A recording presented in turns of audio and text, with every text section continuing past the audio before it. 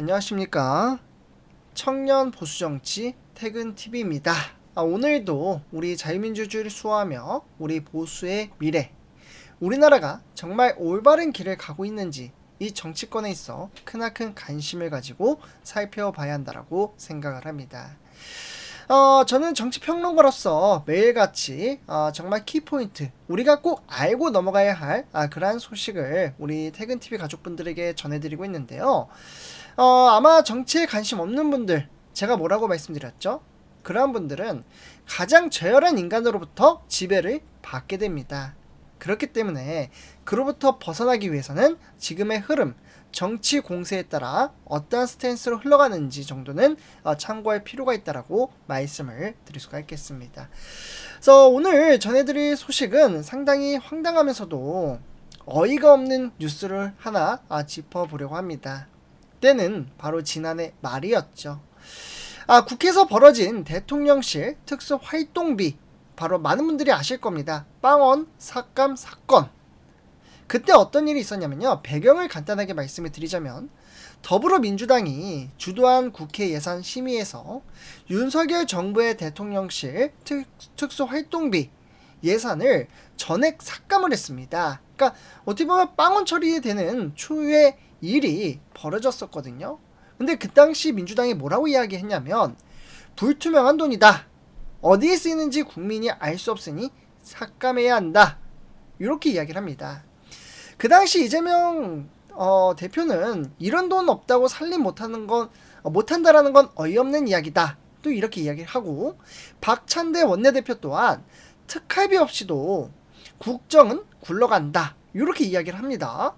결국 국민의힘의 반발에도 불구하고 민주당이 밀어붙이면서 거대 야당이었잖아요. 그 당시.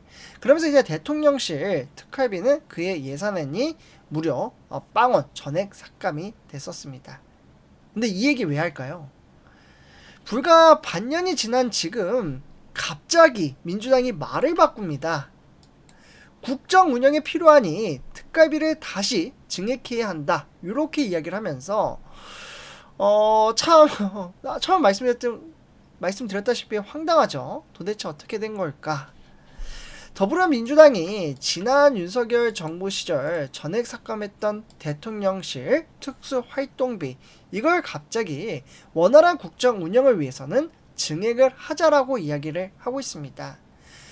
불과 반년 전에는 이걸 전액 삭감해놓고 이제 와서 추경 예산에 특활비까지 넣자? 그러니까 국힘 가만히 안 있죠. 송원석 국민의힘 비대위원장이 한 말처럼 이게 바로 내로남불, 표리부동의 끝판왕이라고 말을 합니다.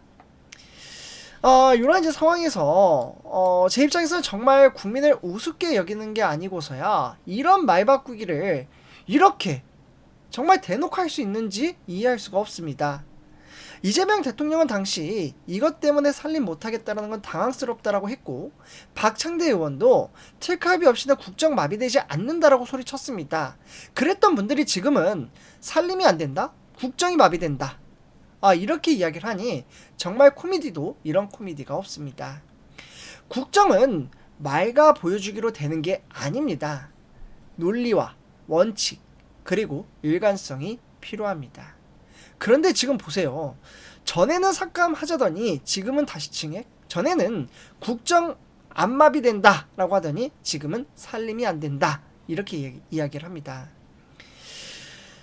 그리고 공직은 누가 봐도 문제가 있는 사람들로 채우고 있습니다. 저는 청년으로서 이렇게 생각을 합니다.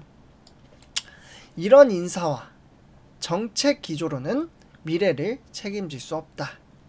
진짜 민생을 원한다면 지금 이 정부가 해야 할 일은 우리 편 챙기기가 아니라 능력 있는 사람을 제대로 쓰고 외교로 성과를 내는 것입니다.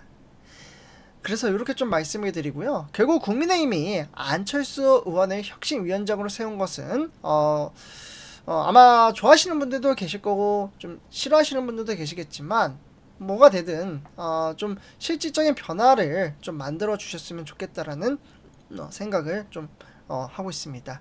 그래서 오늘 이렇게 좀 말씀을 드리고요. 오늘도 시청해 주셔서 감사합니다. 청년의 눈높이에서 보수의 원칙에서 소신 있게 이야기를 나눠봤습니다. 제 영상이 도움이 되셨다면 구독, 좋아요, 알람 설정 한 번씩 부탁드리겠습니다. 감사합니다.